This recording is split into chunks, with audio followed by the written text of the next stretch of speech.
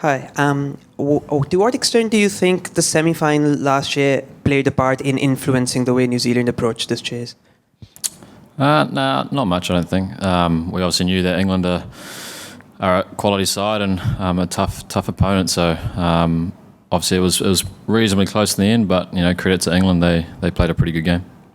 Do you think the way Kane Williamson played was that just because New Zealand still thought there was value to having an anchor around, or was it just that England bowled well enough not to allow him to get away too much?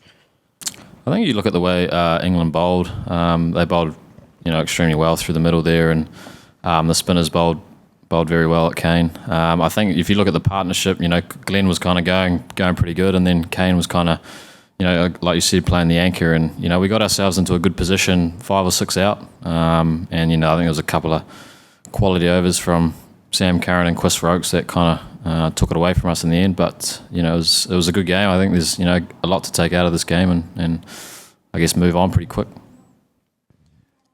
Mitchell, how crucial were those drops of Joss Butler in the field there at the end? Yeah, I guess they never help.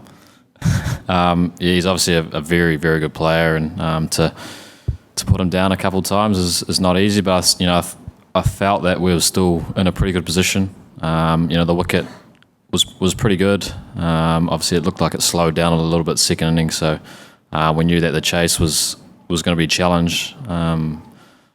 But I think if we put ourselves in a pretty good position to get there, we just fell a little bit short with some good death bowling in the end. And how do you kind of approach the next game against Ireland? You need a win just to confirm going through to the last 4, but does this dent confidence at all, or do you just shake it off as a close game against a good team and you didn't get over the line? Yeah, I think it's probably the latter.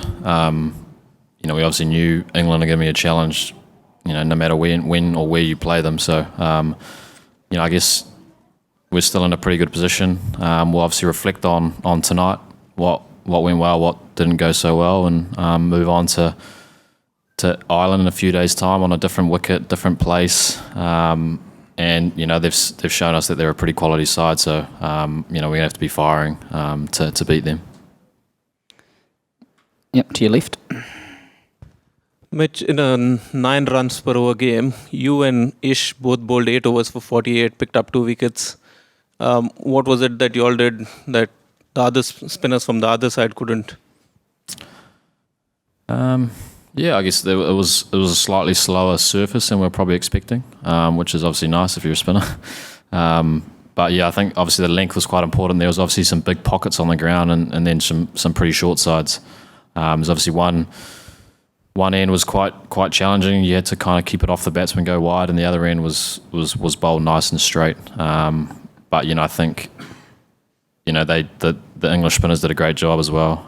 They had 3. I thought Mo probably could have bowled a couple more overs after watching that first one, but I think they kind of adjusted pretty well to the surface. A lot of cutters into it. Obviously Mark Wood does his thing and bowls pretty quick. But then Wokesy and Sam Curran, all those cutters into the wicket, make them hit to the big boundaries is a tough option. So I think they were smart the way they went about it, and the matchups against I guess spin in the power play was obviously pretty key. Any other questions in the room? Yep, Mel. Just on Glenn Phillips, when you talk about dropping Joss, obviously he was given another life as well. In the dugout at the time, the way he's been batting, did you feel that while he was out there was a chance of chasing it down no matter how big that run rate got? Yeah, for sure. Obviously, we saw what he did last game. He's a pretty special player and hits kind of funny areas where he's pretty tough to bowl to at times. So, we did kind of leave it late, but we had wickets in hand to kind of try and make a surge at the end. I guess once he got out, and then I think Neesham and a few cutters and stuff made it quite hard to score, and then it kind of got away from us. But I think if you look in the position we kind of got ourselves in was a good one. I guess the run rate might have been at 12s. We still had a few wickets in the tank, and but I think credit has to go to the way England kind of bowled there at the end. Wokesy and Sam Curran made it pretty tough to score, and if you can chip wickets out in the end, it kind of definitely dents the momentum.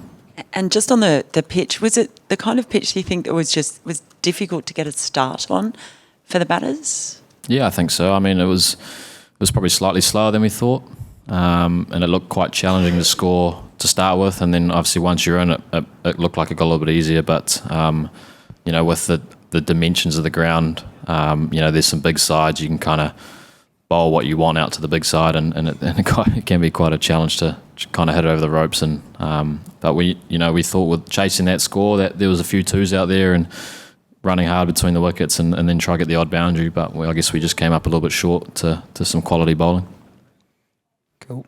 If there are any more questions in the room, otherwise we'll go to Andrew Vorman, who's online from Stuff. Yep. Hey Mitch, just as you look towards Ireland, there's been a few sort of topsy-turvy results. Obviously we saw Ireland beat England the other week. How much is there going to have to be just to have a focus to make sure the job gets done and that semi-final spot is secured? Yeah, obviously a lot. We've seen throughout this tournament there's been upsets. There's been teams playing pretty well, and then I guess the nature of T20 cricket, if one or two guys step up on the day, they can kind of turn games. So we know Ireland are a very good team. So we're not sure what Adelaide's going to give us, but we'll do our prep and see what we're going to get against, and then formulate a plan against a pretty good side. And just on UNH, how happy was it for you two to sort of both perform well? There's a lot of talk about the matchups with England's left-handers before the match, but you were able to really do a good job of keeping them in check. Yes, I guess I kind of bowled my 4 overs before the lefties came in, which was handy.